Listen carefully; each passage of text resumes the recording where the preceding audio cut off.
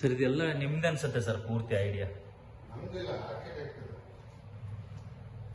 ನಮ್ಮ ಫ್ರೆಂಡ್ ಇದಾರಲ್ಲ ಜಯೇಶ್ ಅವರೇ ಆರ್ಕಿಟೆಕ್ಟ್.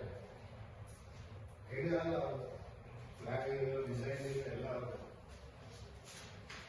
ನಾವು ಬೆಲೆ ನಿಂತ್ಕೊಂಡು ನೋಡೋದು.